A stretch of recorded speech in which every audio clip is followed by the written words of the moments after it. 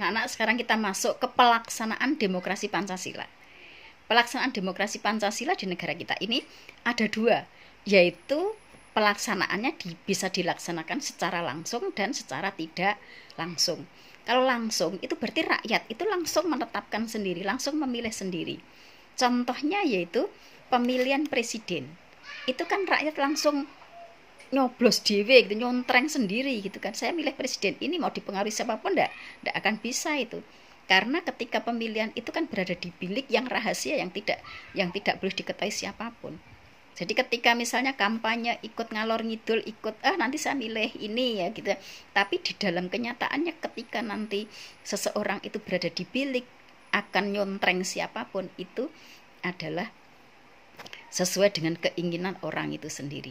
Jadi demokrasi langsung itu pelaksanaan demokrasi yang dilaksanakan oleh rakyat itu sendiri. Contohnya pemilihan presiden, pemilihan kepala daerah, pemilihan kepala desa. Nah, itu demokrasi langsung. Sedangkan yang kedua yaitu demokrasi tidak langsung. Demokrasi tidak langsung itu contohnya adalah rakyat memilih dulu wakilnya. Nanti wakilnya lah yang melaksanakan musyawarah. Contohnya yaitu memilih DPR, memilih DPD, Dewan Perwakilan Daerah, memilih DPRD, Dewan Perwakilan Rakyat Daerah. Ya. Nanti kalau sudah ada DPR, sudah ada DPD, sudah ada DPRD, itulah yang terpilih, yang kita pilih secara langsung, milihnya kita secara langsung juga itu. Tetapi nanti setelah terpilih, mereka ini, beliau semuanya ini nanti akan mewakili rakyat di dalam membuat suatu keputusan, misalnya dalam membuat undang-undang, misalnya dalam menentukan APBN dan seterusnya. Ini contoh dari pelaksanaan demokrasi yang ada di Indonesia, yaitu secara langsung dan tidak langsung. Sekarang bagaimana pelaksanaan demokrasi langsung dan tidak langsung ini? Yaitu dengan cara diadakannya pemilihan umum. Nah, sekarang marilah kita ke pemilihan umum. Pemilihan umum sebagai sarana perwujudan kedaulatan rakyat dan sarana demokrasi. Peranan rakyat dalam pelaksanaan pemilihan umum di Indonesia itu dapat dilihat satu dengan adanya pengisian anggota MPR, pemilihan umum itu. Adanya pengisian anggota DPR, adanya pengisian anggota DPD, adanya pemilihan presiden, adanya pemilihan kepala daerah. Undang-undangnya silahkan nanti dibaca sendiri. Nah ya. Sekarang asasnya, kita ke yang terakhir yaitu asas. Asas yang dilaksanakan dalam pemilihan umum ini namanya luber jurdil kalau disingkat. Langsung, umum, bebas, rahasia, jujur, dan adil. Luber jurdil ini berdasarkan Undang-Undang Nomor 8 Tahun 2012. Yang pertama, langsung. Apa artinya langsung? Langsung artinya rakyat sebagai pemilih, bukan sebagai pemilihan gitu ya. Anak-anak, karena kemarin itu ada anak yang menjawab itu sebagai pemilihan gitu, itu keliru. Sebagai pemilih memiliki hak untuk memberikan suaranya secara langsung. Artinya datang sendiri, memilih sendiri, nyontreng sendiri atau nyoblos sendiri.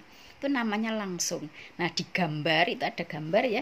Ini contoh ini seorang nenek-nenek yang sudah tua pun memilih sendiri, tidak boleh diwakilkan itu. Ya, tanpa perantara siapapun. Berikutnya sekarang yang kedua yaitu umum. Umum artinya bahwa semua warga negara yang telah memenuhi syarat dapat mengikuti pemilihan umum.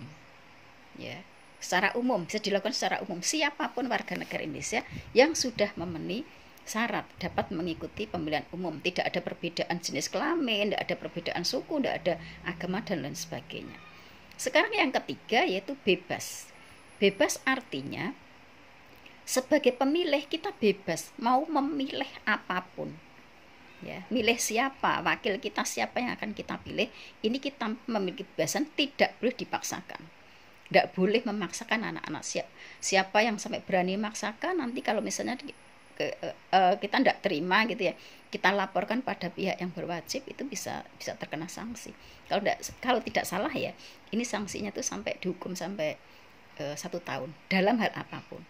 Ya, jadi misalnya kalian sebentar, kita ke rahasia dulu. Asas rahasia. Rahasia yaitu memberikan jaminan bahwa pemilih melaksanakan pemilihannya itu dijamin dirahasiakan. Ya, jadi misalnya tadi sebagai contohnya ya, kalian itu pengen ngerti, wah iki milih opo ya. Nah di atas kalian sampai menek uwit atau sampai di atas genteng gitu ya, itu melihat